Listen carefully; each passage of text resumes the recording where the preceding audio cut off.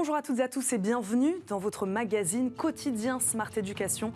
Un magazine, vous le savez, dédié à la formation, aux nouveaux métiers, aux nouvelles pédagogies. Le rendez-vous qui donne un futur à la jeune génération.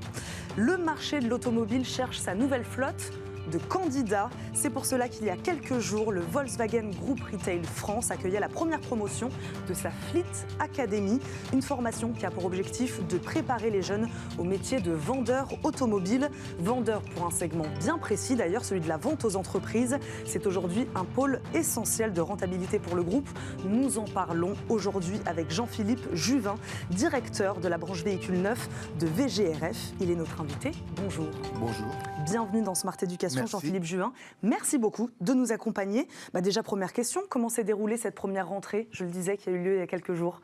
Eh bien, c'était une belle rentrée, rentrée dynamique.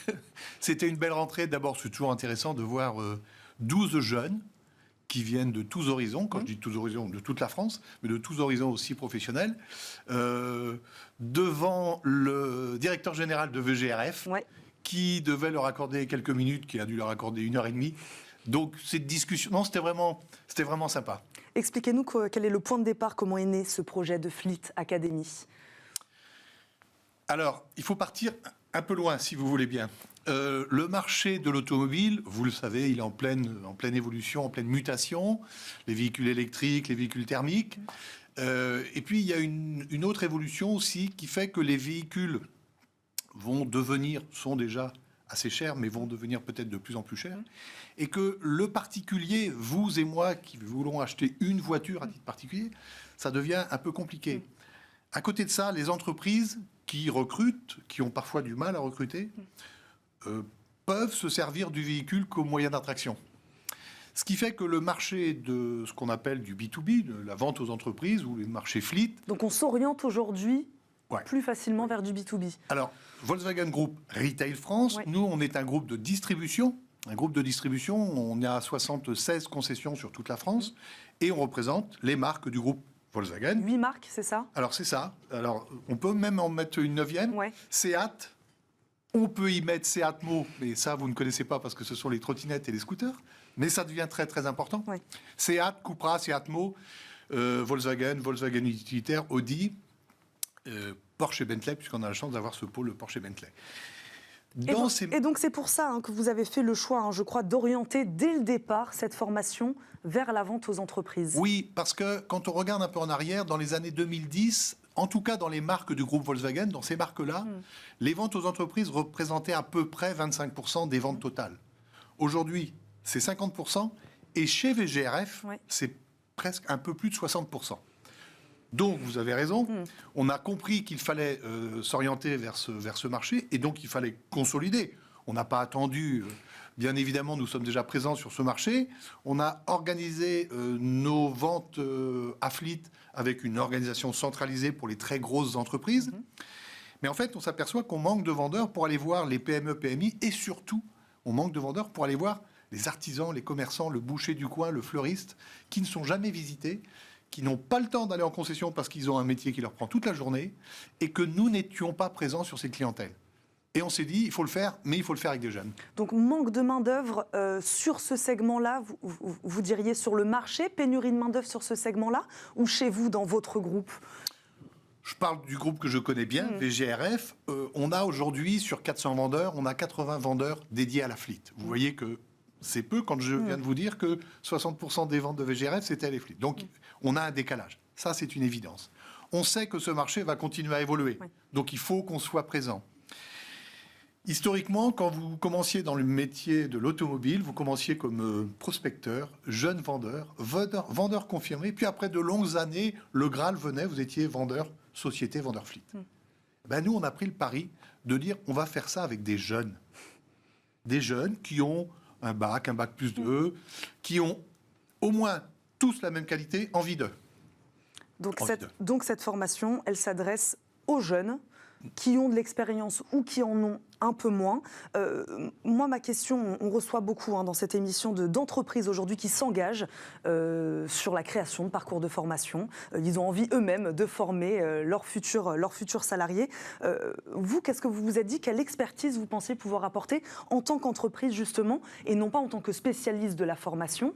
Voilà, qu'est-ce qu'on se dit quand on est une entreprise? On se dit quelle expertise on peut amener? Alors, on est allé chercher, effectivement, pour la formation, un des piliers de la formation automobile, c'est le GNFA. Parce qu'on a besoin de s'entourer tout de même de spécialistes de la formation. De gens qui ont cette compétence de la formation.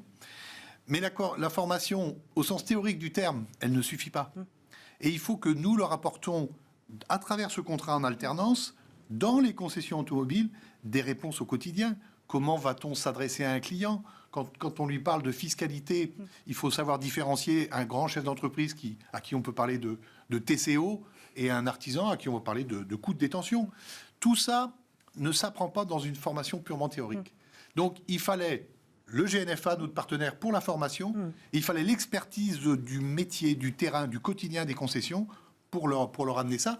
Et c'est pour ça que chaque jeune a son tuteur pendant les 14 mois de la formation. Voilà, une formation de 14 mois, qu'est-ce qui se passe dans ces 14 mois exactement? Alors, 14 modules, 14 modules de formation théorique à Paris, donc des jeunes de Nice, de Lille, de Nancy, de Bretagne, qui viennent à Paris, à l'école, et puis ils retournent après dans leur concession, près de leur domicile, et pendant ces 3 semaines restantes, ils vont, avec un tuteur, mettre en pratique ce qu'ils ont appris la semaine d'avant ou 2 semaines avant. Ils vont mettre ça en pratique et ils vont vérifier s'ils sont bien, s'ils sont pas bien. Et le tuteur est là, justement, pour faire la jonction entre ce qu'ils ont vu en formation à Paris et ce qu'est la réalité du terrain. Quelles matières sont au programme derrière cette question? Vous en parliez tout à l'heure, il y a des vendeurs particuliers, des vendeurs entreprises. Quelle est la différence, justement? Quelles compétences supplémentaires il faut lorsqu'on vend aux entreprises, lorsqu'on fait du B2B? Alors, Parce que peut-être que parmi ces 12 candidats, vous aviez des jeunes qui avaient déjà un peu d'expérience dans la vente, peut-être pas auprès des entreprises. Il y a des jeunes qui avaient un peu d'expérience dans des métiers autres que l'automobile, la téléphonie, l'immobilier, et qui sont passionnés d'automobile. Ça, c'est le point commun. Ils sont tous passionnés d'automobile. Après, il y a un tronc commun aussi dans cette formation, c'est la découverte du client, l'écoute d'un client, voire l'empathie parfois. Enfin, ça, c'est un tronc commun qu'il faut à tous les vendeurs. Et puis, aux particuliers, ceux qui vendent aux particuliers, et ceux qui vendent aux entreprises. Ça, c'est le tronc commun. Après, vous avez raison, ça demande des spécificités. Je vais vous parler de comptabilité. Oui. Je vais vous parler de fiscalité. Demain, toutes les grandes villes vont avoir des ZFE. C'est important de dire à un commerçant que s'il achète un véhicule, en fonction de la ZFE, il pourra ou ne pourra plus rentrer dans la ville, donc il pourra ou ne pourra plus rentrer, faire ses livraisons. Enfin, c'est un exemple que je vous donne, mais oui, il y a vraiment des spécificités. Et puis, il y a ce qu'on appelle des coûts de détention, en fiscalité là aussi. C'est assez pointu, et ça demande vraiment, je crois que il y a 70 heures, juste sur la fiscalité. Vous disiez tout à l'heure, on ne s'adresse pas de la même manière à une grande entreprise et à une PME. Ça aussi, c'est le but, l'objectif de cette formation, c'est de les aider à s'adresser aux chefs d'entreprise qui aura peut-être besoin que d'une seule ou 2 voitures. Exactement, exactement. Et il y a toute une partie comportementale. On fait des jeux de rôle, on est presque dans le théâtre, parce que vous avez raison, on ne s'adresse pas à un directeur des achats d'une grande entreprise comme on s'adresse à un boulanger, parce qu'un boulanger, il va continuer à vendre ses croissants en vous écoutant, et ça fait partie du métier. Et là, j'en reviens aux tuteurs, qui, eux, ont un peu d'expérience, et qui vont les accompagner sur ce comportemental. Voilà, expliquez-nous quel est le profil alors des enseignants, des tuteurs. Vous les appelez des tuteurs? Alors, on les appelle des tuteurs parce que c'est le mot légal. En fait, moi, j'apprécie un mot qui est un peu ancien, mais c'est maître d'apprentissage, avec toute la noblesse qu'il faut mettre dans ce mot maître d'apprentissage. Parce que il y a le tutorat, mais il y a presque du coaching, il y a presque du paternalisme là-dedans. Et ça, c'est important. VGRF a des valeurs. Nous tenons à nos valeurs. L'une d'entre elles, c'est la bienveillance. La bienveillance, d'abord, c'est très important dans le management. C'est le début du management, à mon sens. Et qui plus est avec des jeunes, il faut leur amener de la bienveillance. Ces tuteurs savent que cette bienveillance, c'est leur credo. C'est leur credo. Ils doivent écouter les jeunes, parfois les les prendre un peu sous l'aile, parfois les consoler, parce que des fois, c'est pas facile de se faire envoyer balader par un chef d'entreprise. Comment ça se retranscrit concrètement, là, ce tuteur? Chaque étudiant, chaque apprenant a un tuteur dédié, on a quelqu'un qui nous suit sur ces 14 mois. Exactement. Chaque élève a un tuteur qui le suit pendant ces 14 mois, qui l'évalue, qui ira même lors du diplôme, qui sera présent lors du passage du diplôme. Il l'aide, bien sûr, à se former. Il l'aide à bien suivre cette formation, à avoir des bonnes notes, etc.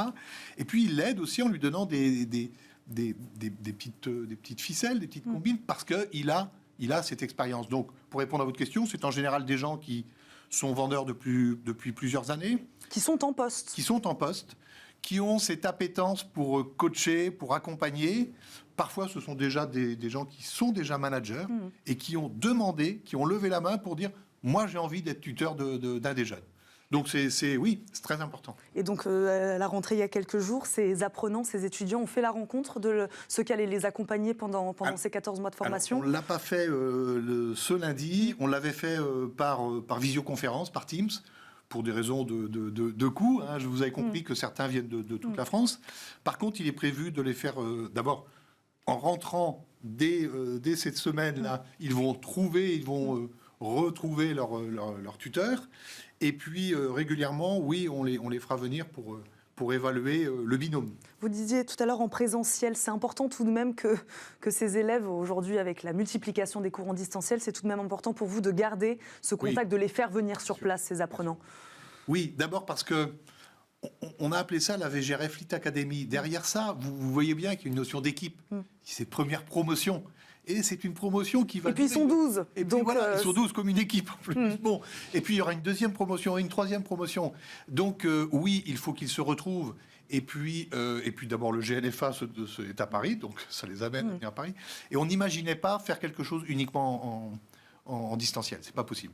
Bon, pour finir, qu'est-ce qui se passe à la fin de ces 14 mois de formation? Qu'est-ce qui va se passer à la fin de ces 14 mois de formation? Est-ce qu'on va leur proposer un contrat à ces apprenants? Comment ça se passe? D'abord, il y a un diplôme. Oui. Hein, donc, il faut mieux avoir le diplôme. Alors, je ne dis pas que sans diplôme, on n'a pas le contrat. Mais c'est quand même mieux d'avoir le diplôme. Ça prouve qu'on a eu envie et qu'on a réussi. Et oui, bien sûr, il y aura un CDI. Et ils seront accompagnés, là encore. Au-delà de cette formation, le tuteur va rester encore pendant un an derrière. Donc, on est sur le long terme.